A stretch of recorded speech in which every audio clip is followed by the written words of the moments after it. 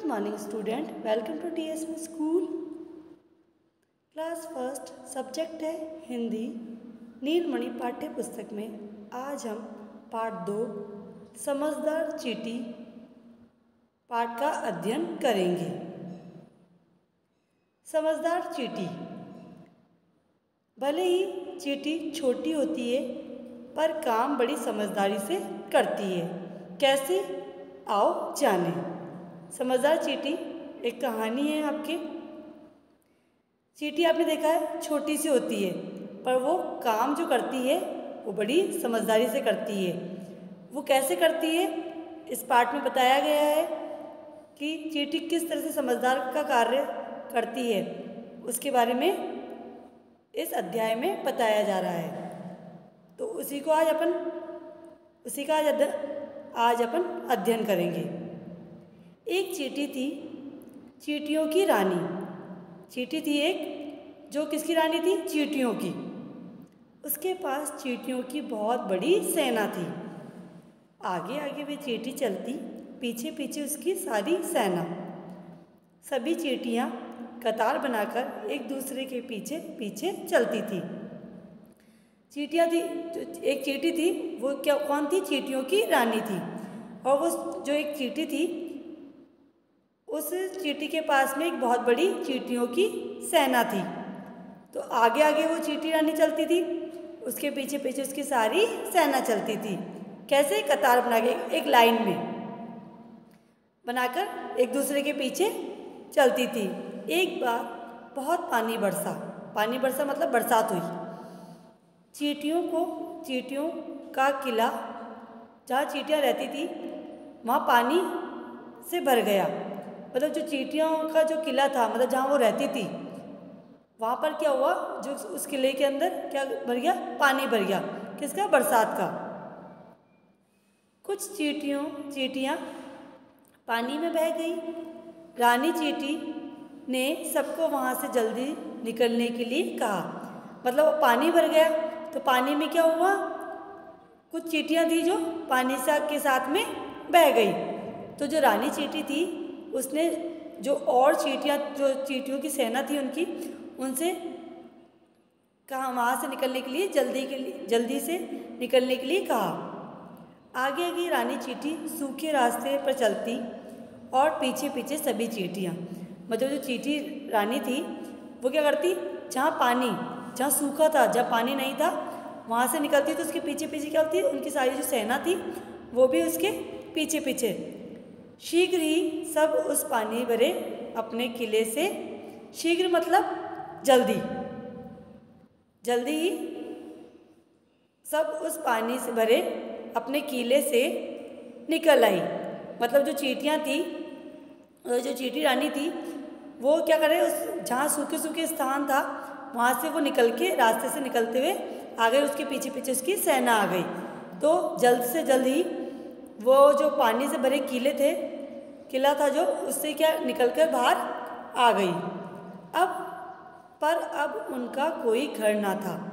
अब जब जहाँ उनका घर था वहाँ पर तो क्या पानी भर गया था, तो वो निकल के तो वहाँ से आ गई अपनी जान बचाकर, परंतु उनके लिए कोई घर नहीं था। बस रास्ते पर ही रहना था। अब उनको जो किला तो था ही नहीं, घर तो था ही नहीं, तो क्या करते थे? वो लोग रास्ते पे ही रहते थे। वहाँ से एक आदमी निकला। कहाँ से? उस रास्ते में से जहाँ पर चींटियाँ थी। उसने कुछ चींटियों को एक जगह सुस्ताते देखा तो सोचा ये भूखी हैं, क्यों ना इन्हें कुछ बाजरा डाल दूँ। मतलब जिस रास्ते से वो आदमी निकला तो उन चींटियों को देखा उसने, तो वो चींटियाँ क्या करती? सुस्ता रही थी वहाँ पर। मतलब उसने वहाँ देखा तो सोचा कि ये भूखी हैं तो क्यों ना इनको कुछ बाजरे का जो बाजरा डाल दूँ। वह कुछ बाजरा लाया और वहाँ डाल दिया जहाँ पर वो चींटियाँ थी। वहाँ पर क्या करा? उस आदमी ने बाजरा डाल दिया। चींटियों ने पेट भर भोजन किया और सो गई। जो चींटियाँ थी उन्होंने खूब अच्छे से खा लिया, उनका पेट भर गया। उसके बाद में वो वहाँ पर सो गई। दूसरे दिन भी उस आदमी ने ऐसा ही किया। कैसा किया? जैसे कुछ जैसे वहाँ चींटियों को देखा तो बाजरा डाल दिया। अब अपन सोचते हैं ना कि यार यहाँ तो बहुत सारी चींटियाँ हैं तो इन्हें कुछ दाने डाल देते हैं। जैसे अपन ने आटे डाल देते हैं, वहाँ पर गेहूँ के दाने डाल देते हैं, बाजरे के दाने डाल देते हैं। उसी प्रकार से इस आदमी ने उनके लिए दूसरे दिन भी यही किया कि कुछ बाजरे के दाने वहाँ पर डाल दिए। तीसरे दिन भी उस दिन भी बाजरा डाल दिया। चींटियाँ मस्ती से खाती और सो जाती। मतलब चींटियों का भाई अब कोई आराम, मतलब कहीं जाने की ज़रूरत नहीं है, वहीं पर उनको भोजन प्राप्त हो रहा था। तो वह चींटियाँ वहाँ पर क्या करती, वो बाजरा खाती और मस्ती से सो जाती थी। रानी चींटी ये सब देखते हुए उलझन में थी। मतलब जो रानी चींटी थी वो ये सब देखते हुए, मतलब जो रानियों को बाजरा डाला जा रहा है वो आराम से खा रही हैं और सो रही हैं आराम से, कोई कार्य नहीं कर रही हैं, उनको आराम से ही भोजन प्राप्त हो रहा है। वह सोचने, मतलब वो रानी चींटी थी, ये देखकर क्या उलझन में आ गई।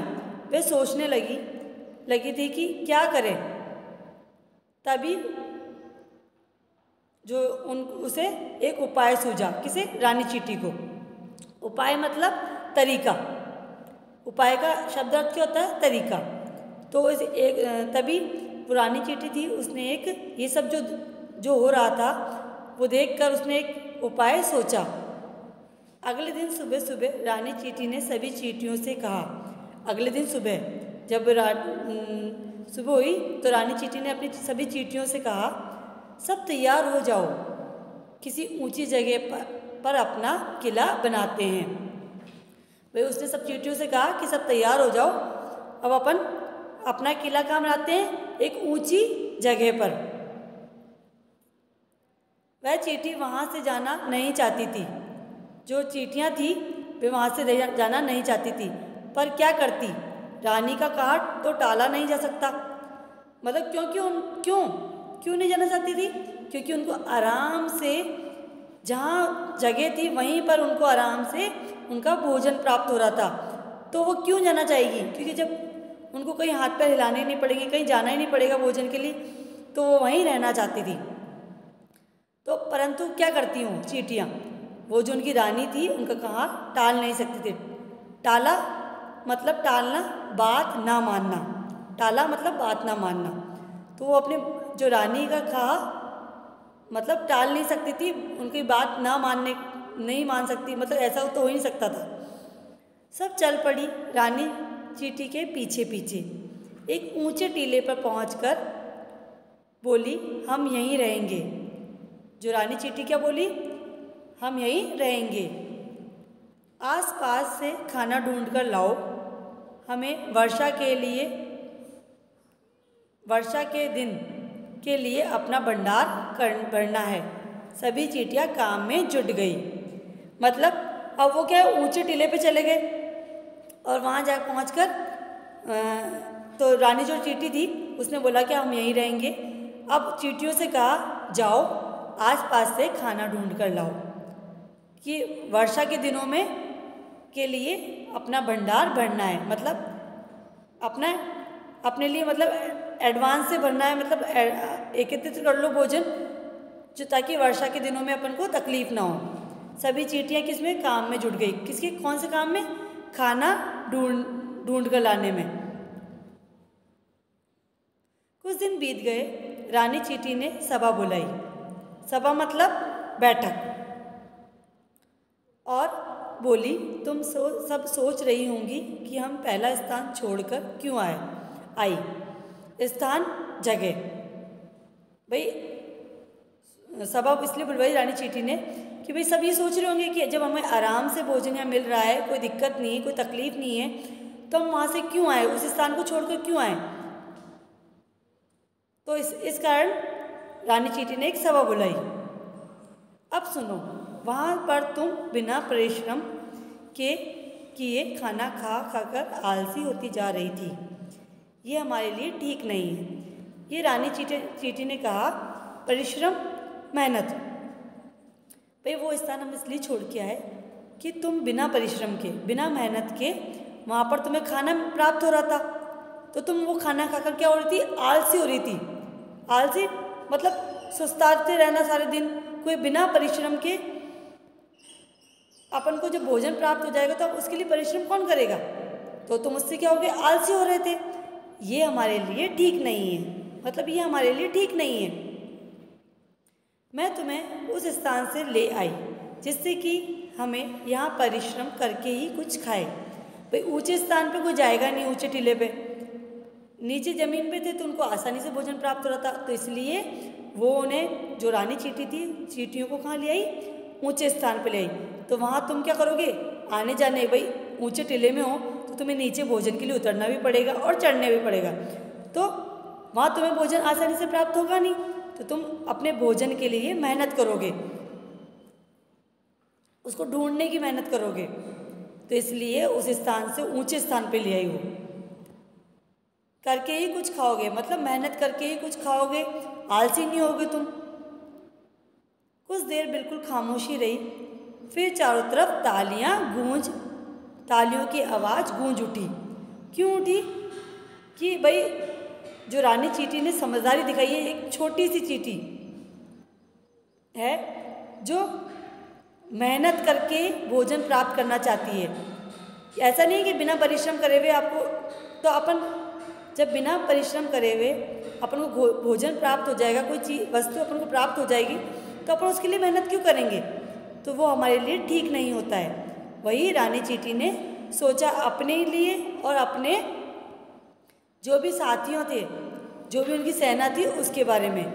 तो बिना परिश्रम करे हुए मेहनत का फल प्राप्त नहीं होता है, और अगर बिना मेहनत के अगर फल प्राप्त होता है तो वो हमारे लिए हानिकारक होता है। तो इसमें यही बताया गया है कि जो छोटी चींटी है, जो समझदार थी, उसने कितनी समझदारी से कार्य किया है, उसी के बारे में इस अध्ययन में बताया गया है। धन्यवाद।